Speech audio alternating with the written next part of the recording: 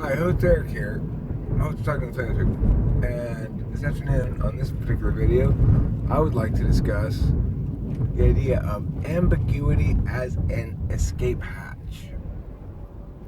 Now, I have said on videos in the past, I will say again right here, and I mean it in the most literal sense that can be meant, that everything in life is debate. So, all of our disputes, all of our core values, when we take those outside of our round, hard part on top, take them outside of here, they become debate. Everything in life does. Everything in life about which there's any disagreement, anyway. So, when I say ambiguity as escape hatch, what I'm talking about is the tendency of people of all personality types to use the mechanisms of critical thinking to avoid thinking critically. And the reason is, at a certain point in one's life, and one figures out to some extent or another, not all the way, and not usually consciously, not with a rhetorical framework that it understands why they figure this out or what it's doing, but they figure out at some point that you can always sort of meta out by appealing to the notion of, well, different strokes for different folks. It's not an argument unless you're arguing against compelling people to behave as you wish them to. Here's another form of the ambiguity escape hatch. Well, I'm not an expert in that area. I really need to study that more. Okay, but if you're making claims based on the assumption that I've just critiqued, or based on some logical relationships that I've pointed out are inconsistent, then it doesn't any longer make sense to take your claims seriously if your response to all of my objections to your claims is going to be, well, I don't know a lot about that, or I need to study more about that, or what you're saying is, listen, I'm right, but I'm not the best expert in this. So, what we need to do is, when you point out that I'm wrong, we need to find the expert who explains to you why I'm still right. Well, that's bullshit, You're wrong is the problem. That's the problem, right? And no amount of experts, the most well-studied person in the world, is still not going to have an answer to my question that's satisfactory, because he's wrong, as are you. Okay, so there's another kind of moral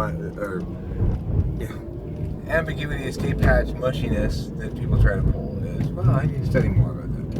Another kind of ambiguity escape hatch mushiness that people try to pull is generalizing up.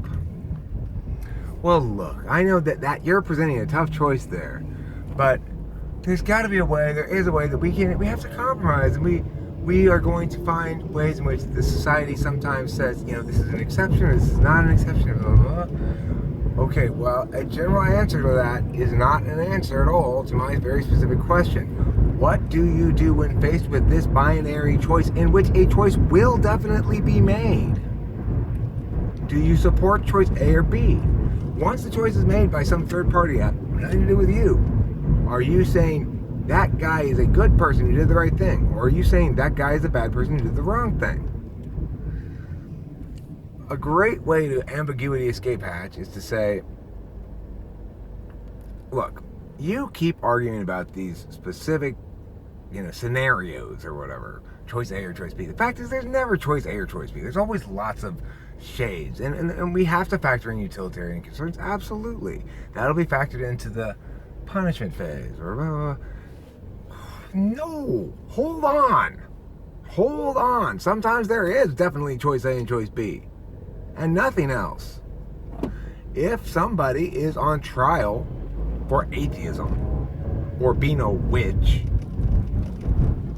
that the people involved in that trial have 2 choices, not 3. The ambiguity escape hatch person might indicate that there's 3 choices. Choice 1, to punish them sternly according to the law. Choice 2, to let them go free, get away with it even though the law says otherwise. Or choice 3, to compromise and punish them gently. No, there are 2 choices. Choice 1, punish. Choice 2, don't punish. Now, punishment will either be choice 1, just, or choice 2, unjust. So if you are advocating for an unjust punishment, and you keep talking about how the punishment is not that bad, you're missing the fucking point.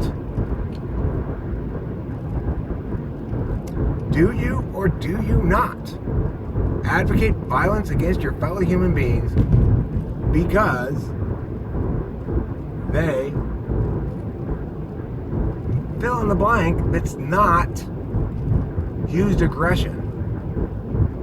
X, where X is anything minus used aggression. Obviously, society has a compelling need and interest in maintaining order, in making sure that it's not anarchy, that we don't have criminals running around stealing our shit.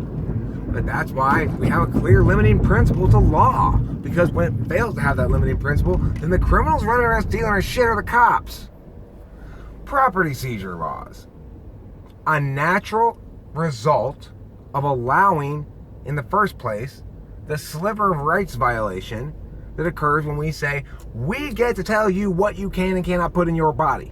We get to tell you that. I get to tell you that. And if you don't obey me, I'm going to punish you. If we ever allow that as a morally acceptable outcome, then we are denying the one core, fundamental, undeniable truth of human existence. You own your body. The alternative is someone else does.